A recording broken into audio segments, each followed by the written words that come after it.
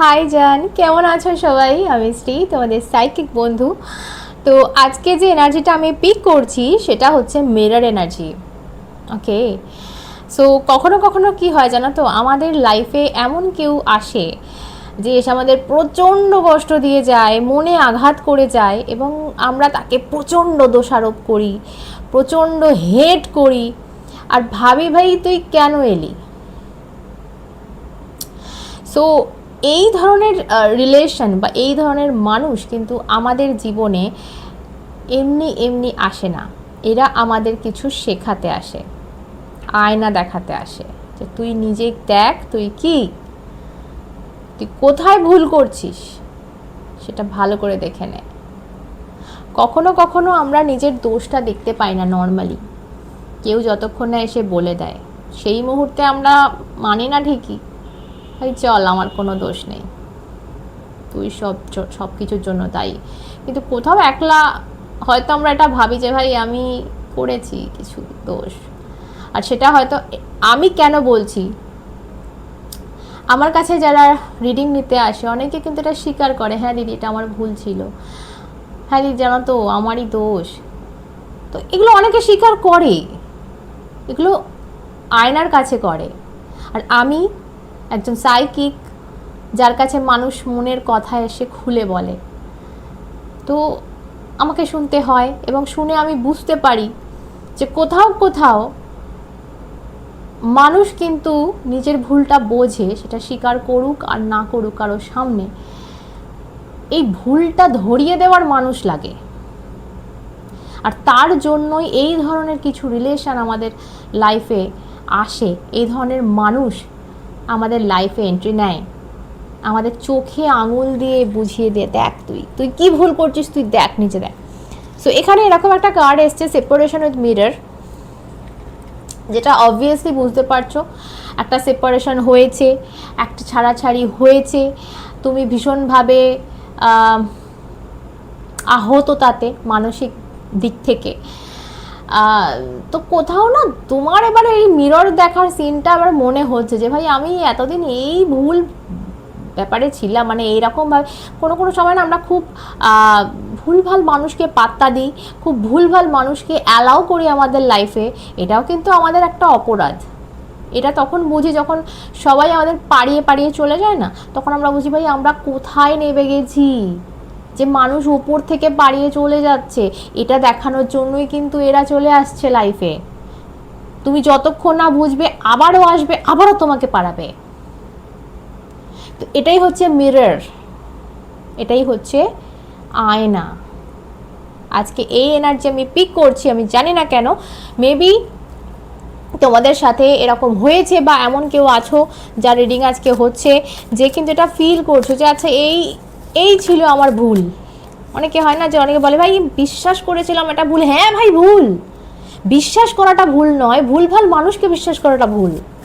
তোমাদের সামনে কিন্তু সেই মানুষটার সত্যিটা, সেই মানুষটার ক্যারেক্টারটা ওপেন থাকে, সে কোনো না কোনো সাইন দিয়ে যায় যে ভাই দেখ আমাকে চিনে নে, দেখ আমাকে চেন, তাও আমরা চিনতে পারি না, মোহতে পাগল থাকে, অন্ধ থাকি।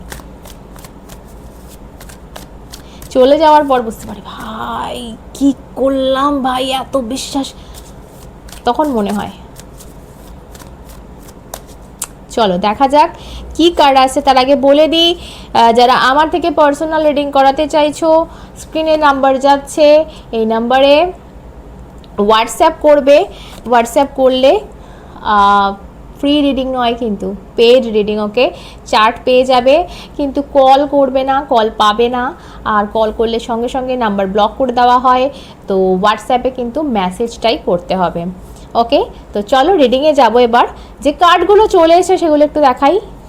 3 of Wands in reverse, 4 of Cups in reverse, 9 of Cups and Death.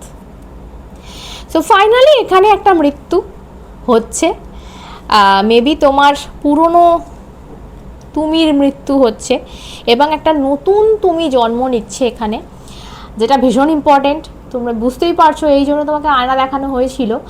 এবং যতক্ষণ না আমরা এই জিনিসটা শিখি যে ভাই কি করা উচিত এবং আমার দোষটা কি, ততক্ষণ এই জিনিসের রিপিট হতে থাকে আমাদের জীবনে। তো ফাইনালি তুমি যে বুঝতে পারছো নিজের ভুলটা এবং সেটা সঠিক করার চেষ্টা করছো, এটা ভীষণ ইম্পর্টেন্ট। আর সেই জন্য ডেথ কার্ড চলে এসছে। মেবি তোমার পুরনো যে সত্তা সেটার মৃত্যু হচ্ছে ফাইনালি, এবং নতুন করে তুমি জন্ম নিচ্ছ। এখানে আমি একটা জিনিস বলবো, প্রচুর রেস্ট নিয়েছো, প্রচুর রেস্ট নিয়েছো, প্রচুর সময় দিয়েছো সামনের মানুষটাকে। এবার অ্যাকশন মোডে এসো, ঠিক আছে? হতাশ হওয়ার সময় এটা নয়। মেবি তোমার লাইফে জানো তো গডের প্ল্যান অনেক বড় হয়,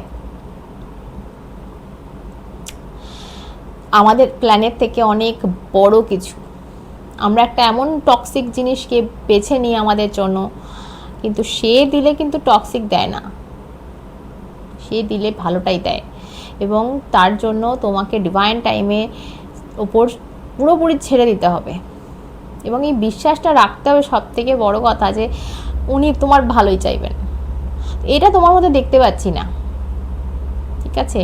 আস্তে আস্তে হয়তো আসবে এই জিনিসটা, বাট এই মুহূর্তে আমার মনে হচ্ছে যে একটা জিনিস নিয়ে তুমি এত হতাশ, একটা জিনিস নিয়ে তুমি এত উদাস যে তোমার কাছে কি আসছে লাইফে সেই জিনিসটার দিকে তুমি তাকাচ্ছই না, দেখতেই পাচ্ছ না।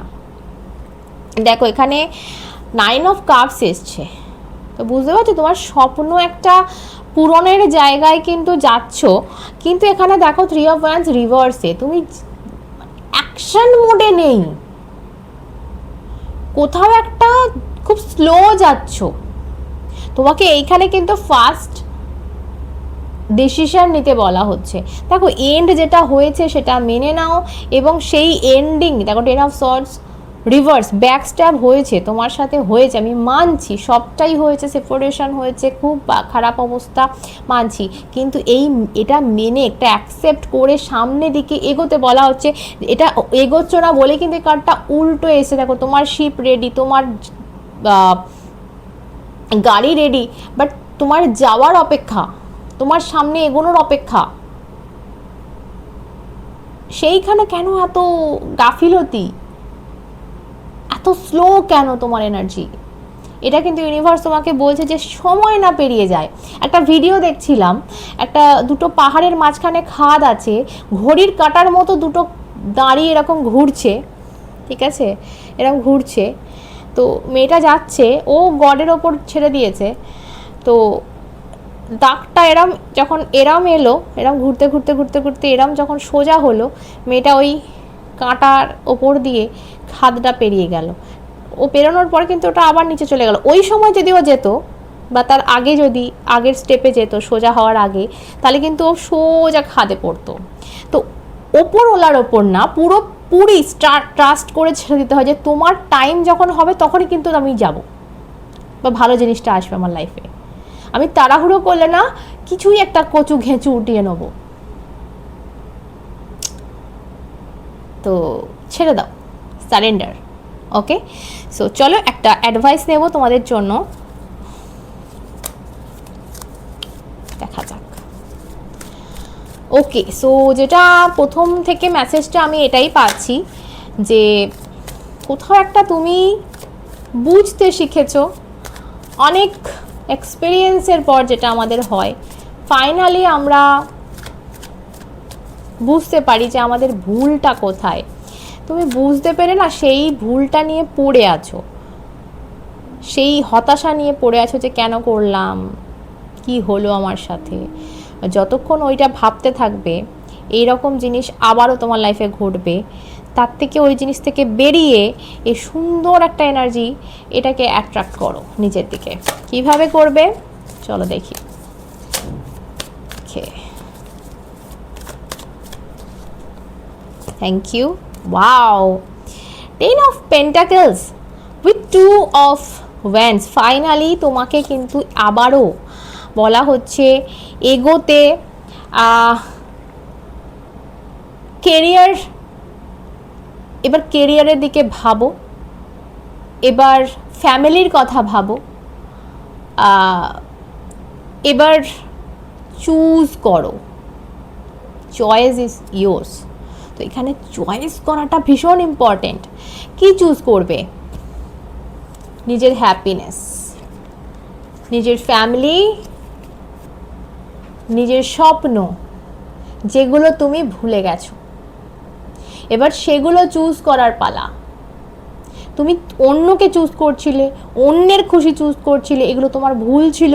যে আয়নাটা হয়তো আমার দ্বারাও ইউনিভার্স তোমাকে দেখাচ্ছে, যে এইগুলো চুজ করা বা এই দুঃখে পড়ে থাকা যে ভাই কি হয়ে গেল, এগুলো তোমার ভুল।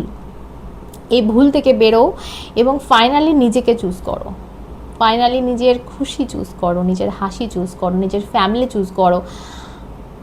ফাইনালি এবার কিন্তু সময় ঘনিয়ে এসেছে ভাই ওই কাঁটাটা সোজা হওয়ার। এইটা যদি মিস করে দাও, আবার গিয়ে খাদে তলিয়ে যাবে, কেউ চিহ্নটি পাবে না। কি বুঝলে? সকালে ভালো থেকো, অন্যরা দেখা হবে, সাথে তোমরা এবং শ্রী।